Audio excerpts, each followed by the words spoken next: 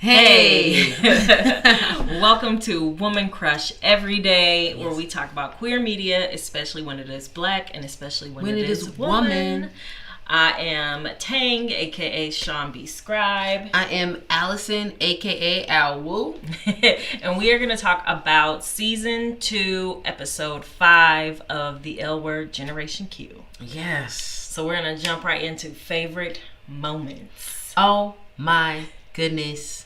Yo, we just watched this, so I feel like usually when we do this, we'll like watch it earlier, kind of let it process and just like chill out throughout the day, all the good stuff. So like riding the emotions of just finishing this episode is like unbelievable. What happened? This is a crazy episode. Like they went hard this episode. Talk about an arc. Okay. I mean, maybe somebody had a favorite part of this episode that wasn't the most obvious favorite part of this episode. But I mean, there's only one. I feel like there was only one part of this episode obvious. That's like, what in the fuck? It's the say it. It's the therapy scene. It's the family therapy scene.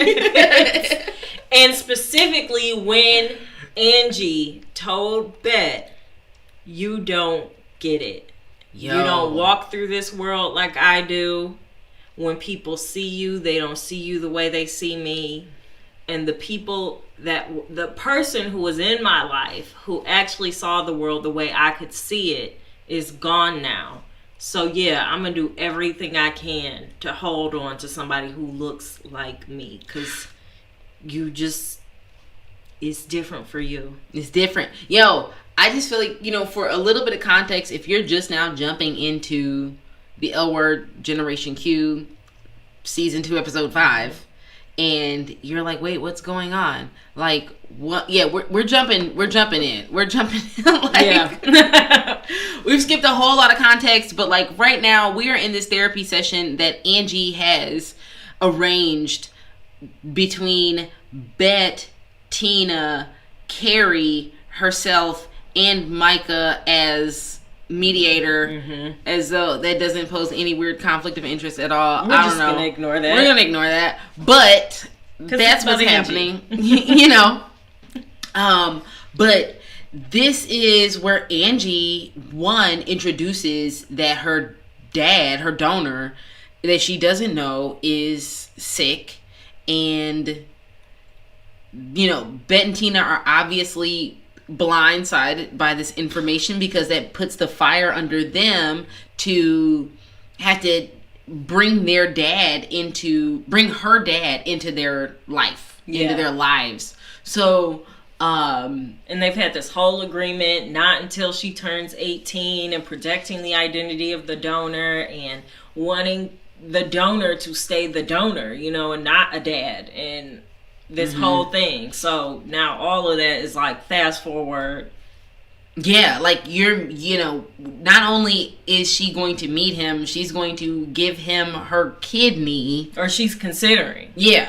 Yo, like this scene was so crazy because, I mean, we break down the levels of like race, but then like breaking down those levels of like, I mean, that's a really big emotional scene of it, but like, just not knowing this person, what it is to be a parent who, like, this isn't her, I mean, this is her donor, but this isn't like her mom's husband, you know what I'm saying? Like, this is this guy who helped us out, and like, for Angie to say, I want to give my kidney to this guy, like, that was so... I would be terrified for my child. Yeah, and like, so all of that scene, all of that conversation, the part where, well, like in this whole scene, Bet goes off because she's like, nah, hell no. Yeah. You can't, you're not giving your kidney to this man. She shuts that conversation down. Shuts it super down. But I thought that was such a beautiful moment following that up when Tina went to talk to Angie and just broke it down so plainly of why, like, that's scary. Like, I get it. Everything that you said about, like, wanting to maintain and have an identity and somebody who understands your life in ways that your parents cannot connect to you. You know, I think, but I don't know. I thought Tina did a really great job Tina of, like, did. And that's Stand like out. reasons why we love Tina. So shout out Tina for that. You know, shout out Tina for that. Yeah, Tina I'm gonna does come back. through. I'm gonna come back around. She comes through occasionally. Yeah. She does. So I thought that whole scene though was just an epic scene of this episode, hands down. Favorite part. Yeah, it's so complicated with Tina versus Bet because we see right after when Bet is talking with Carrie and Micah asks, you know, what's your relationship with your family? And you see all the layers of how Bet is fighting with her own identity. And it's unfortunate because it's like Bet has to carry everything that she hasn't worked through, everything that she hasn't been able to talk about, everything that she hasn't had somebody to identify with. And Tina carries that in a very different way, in a way that she can be more helpful in this situation because she's not as clouded by her own struggle to identify and find herself. Like, it's hard. Bet is working hard this season. Yeah. Oh my gosh. I really appreciate the fact that it's Generation Q. That we can still continue Bet's story, you know, and Bet and Tina's story in a way that's consistent, in a way that I feel like Alice's story is just kind of all over the place. Shane's story, you know, they try to like continue it with boring.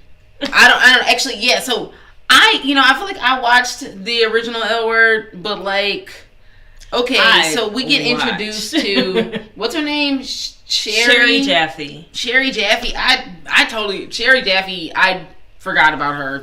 Sherry Jaffe is Sherry, the bulldozer of Shane's life. In the original L Word, with Sherry Jaffe always comes destruction. Like, it's Shane's lowest moments are with Sherry Jaffe, and here she comes back attached to Tess. And what's interesting is Tess had said in the first episode of the season, like, I don't want to do poker with you, Shane, because you're messy.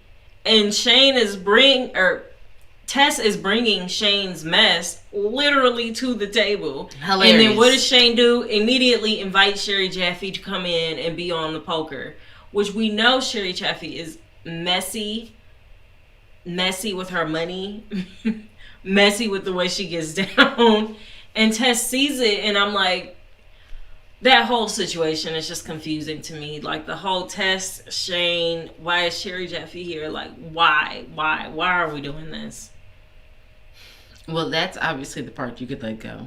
Yeah, that's the part I could let go. Okay. No, but okay, we went through favorite parts. Yeah. Now we're at who is your woman crush this week? Oh my gosh. Yeah, I totally fangirled out for Tina on this episode. Tina's my woman crush. I was really thinking I was gonna ride the Pippa wave for the rest of this season. That she was like, Pippa was gonna be my woman crush, but Pippa didn't even show up in this episode. They didn't give us any Pippa. We got no Pippa this part. No Pippa, no nothing. It's just ridiculous. None of that. So in this episode, I don't know, I thought it was really, really hot how Tina came in and was like, yo, we love you, Angie, but like, chill, you know, and just like showing that like hard mom flex. I don't know. She was necessary because Bet was going off. Carrie was kind of overstepping in a way, but also very helpful in getting bulldozed by Bet being like, get out of this. So yeah, Tina was definitely helpful. I think my woman crush this week was definitely Danny. Okay. Danny is just acting like a boss. She's giving her dad ultimatums. Right? She is, asking direct questions of Gigi, are you hitting on me? She's taking, control. Big top energy. Yes, big top energy, and she's looking good the whole time. So, Danny won me over this week. That's fair. That's fair. You know what? I think I just kind of want to recap a little bit of Danny's bossy, like her big boss moment. So she goes to jail to visit her dad, and he's like, hey, look, I already signed you up. You are already the CEO of the company. Those are all the documents you signed. So you got to make the hard decisions. And she's like, you got to tell me all the bullshit you've been on, Daddy, the whole time. Or I'm not doing shit. And I'll burn this bitch down. I'll burn it down. So I get the impression that the dad told her at least a decent enough amount of dirt for her to feel satisfied to say, all right, I run the company now. And, Gigi was feeling that. She was like, okay. So, yeah. Yes. Just a little context for what happened in that moment. So that was cool. You get what I'm saying then. Yeah, I do. Danny was doing her thing. She really was. Okay, so we talked a little bit about what could go, what could stay. So what else? I don't want Carrie and Tina to be done. I want them to work through this whole thing of, am I going to be number 2? This episode. They got into everything so hard in this episode. Like Carrie going into her adoption, then Carrie. Well, what you were just talking about, Carrie going into her. Will I always be third? Yeah. In your eyes, with Angie, Bet, and me as third. Oh my gosh, that was just so well played. It was. What do you think the answer to that is? I mean, honestly, I think Carrie needs to suck it up. Yes, you're third, bro. Yeah. Like, you're third.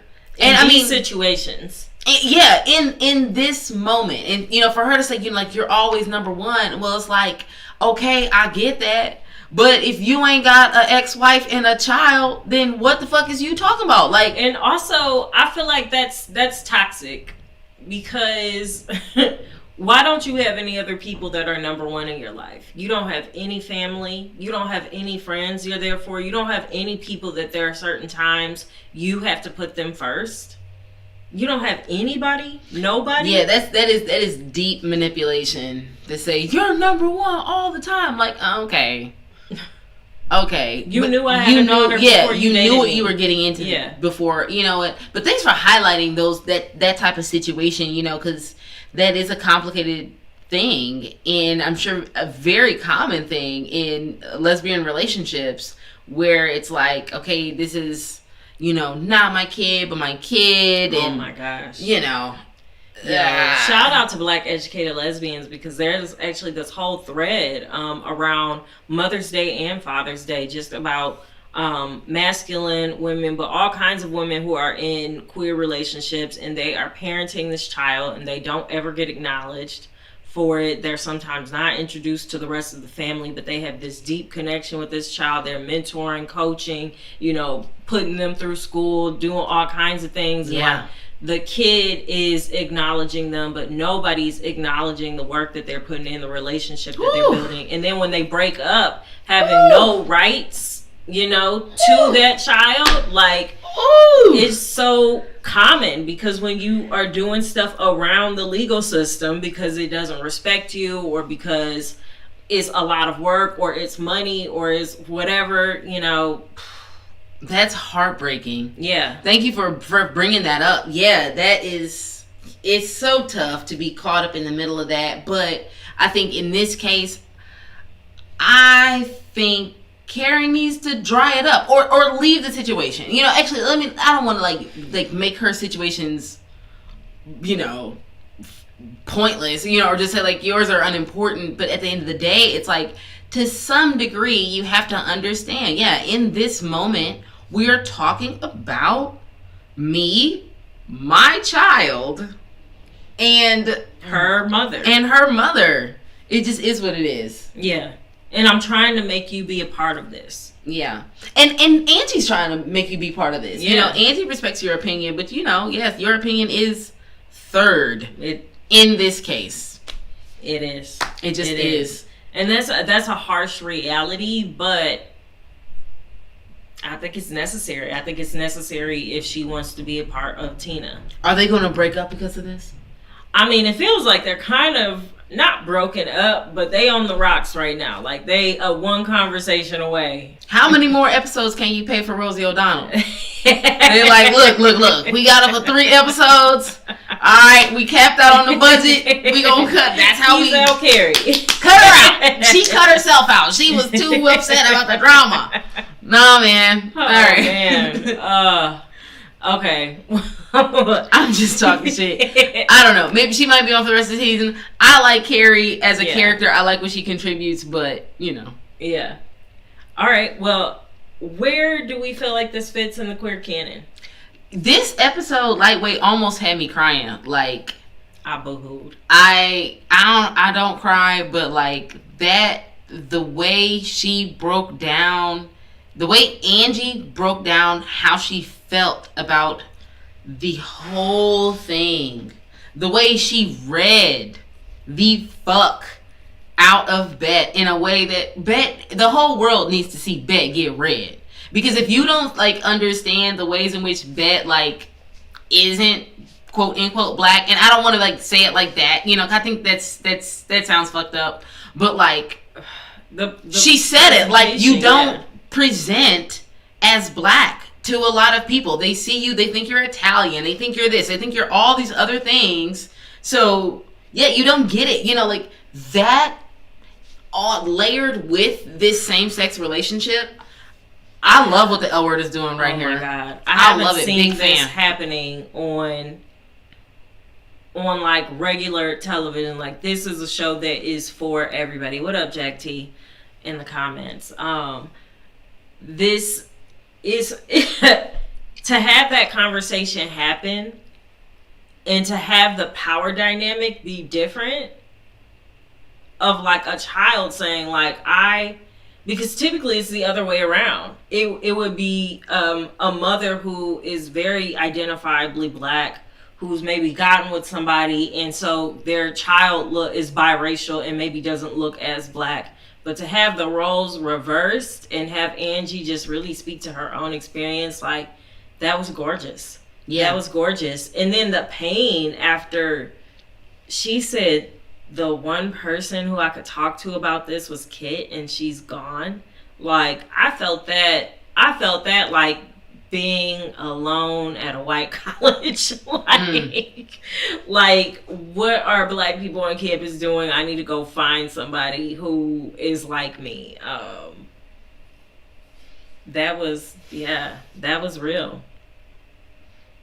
Yeah, this episode, I feel like is going to be one of those episodes that gets referenced a whole lot.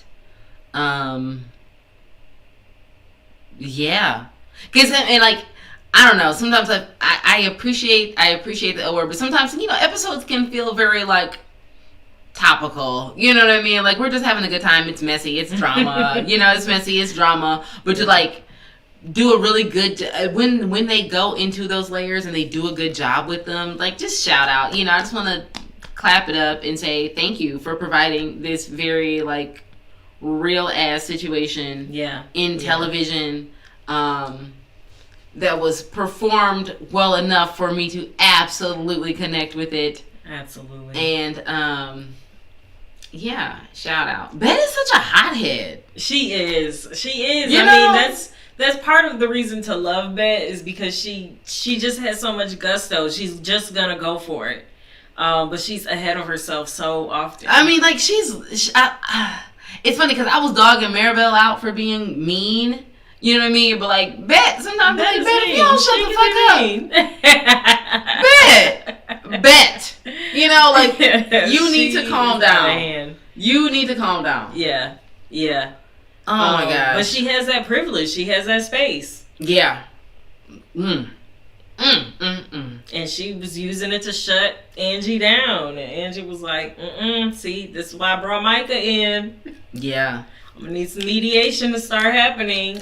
Yo, you know what? I feel like I want to bring up the sex scenes that happen in this episode, too, in terms of places in queer... in the canon of media and things out here. Necessary. So we have a sex scene between Tess and Sherry, and also a scene between Micah and Maribel that happens. And I'm just like, I don't know if this is like we're trying to throw too much into one episode, if this is like our social justice episode or what, but like, I also feel like, hey, shout out the representation. You know what I'm saying? Like, let me see that. These things should be just happening. Yeah. If people are actually living in these bodies or living in these personalities. I mean, people are. And they are. Let's show it. Let's put it out there. Yeah.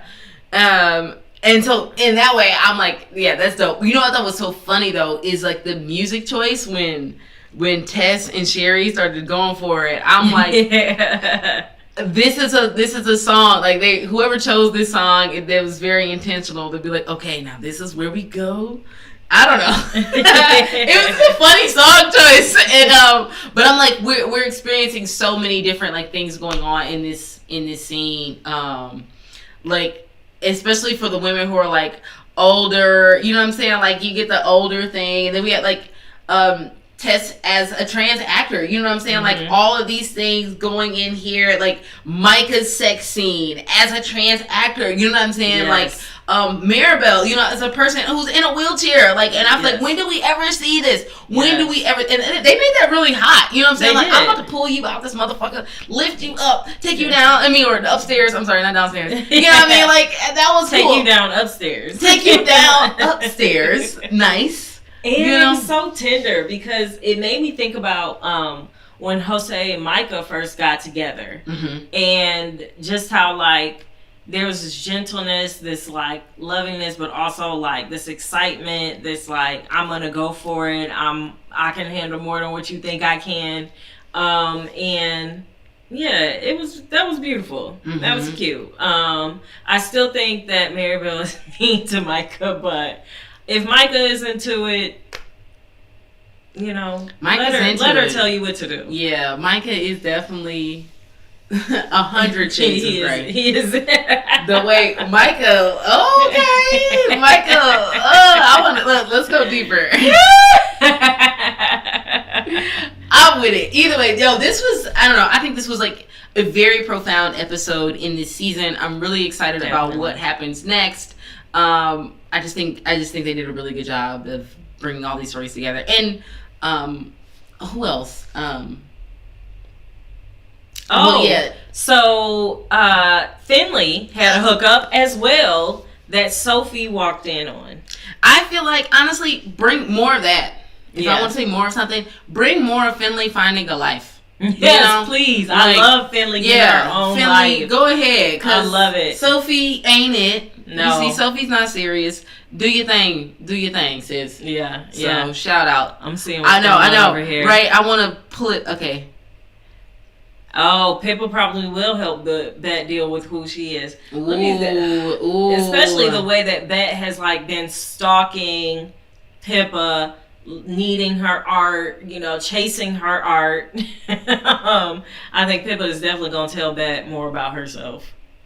Absolutely. Oh my gosh. I'm excited.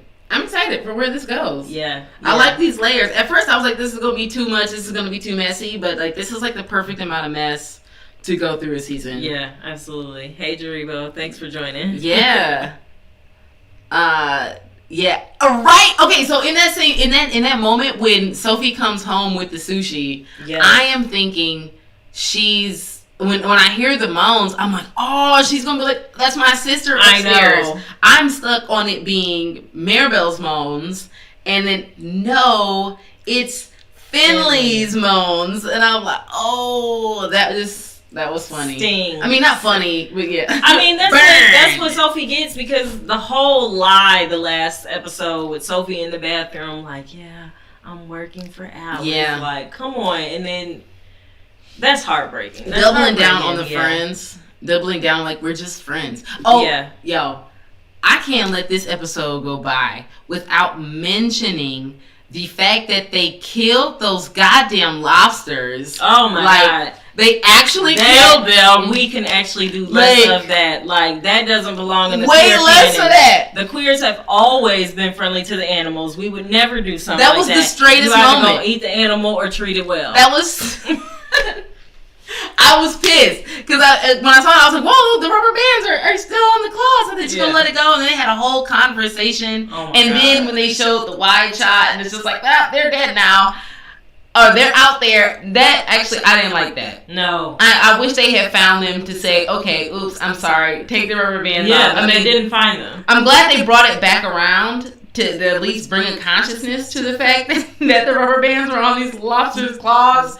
But that was. According to the cameras, y'all should have just eaten them. Are gone. Y'all should have eaten them for all of that. At least have that succulent, sweet lobster meat with the butters, versus just kill them like that. How dare you? And this is why I can't trust their relationship, because I was pro their relationship at first, and now that I know y'all are co-lobster killers, murderers, I need it to end. I'm over Tom. I'm over Alice. If they had really freed those lobsters and let them live, I'd be with it. I'm really surprised that the L word didn't, like, that PETA didn't get a hold of this episode before it ain't right.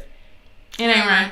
Yeah. All right. I had to get that off my chest. I'm glad. That was important. That was important to speak. I ain't like that. Our truth.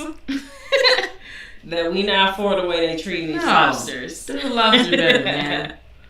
There was a lobster connection to the original L word. Oh, yeah, that was a story that, what was Moira? Max. I think they just need lobsters. I think they need L words. Because when I saw the title of this episode, it's called Lobsters 2. Because there was an original Lobster episode with Max, and Max was talking about how lesbians and women are like lobsters, you know, just like pulling each other down instead of like helping each other get out when it's time to drown. It was this really fucked up episode where everybody pretty much stopped fucking with Max a little bit. It was just like, okay, Max is a little weird. And yeah, that was one of the original Lobster episodes. There was some other lobster connection in there. Well, if lesbians are like lobsters, this episode was also another fucked up metaphor. And I don't need that. We can get rid of that part. My 2 cents. There we go. Well, y'all are already talking about what you think in the comments. Continue to let us know what you think. We're going to get to this, y'all. Absolutely. Shout out again to Bread House for letting us host here another week. Yes, indeed. Bread House, Beats Rhymes Everything Detroit, music studio here in the city, and which we make music. King Call. Please check out our music. If you go to Spotify, just ALWU, you will find songs, new music coming out from Bread House Studios. So please check that out. And what else? I think that's it. We're going to see y'all next week. We're going to see y'all next week. What happens. Let us know who your woman crush is this week, your favorite moments, and what you thought of the episode.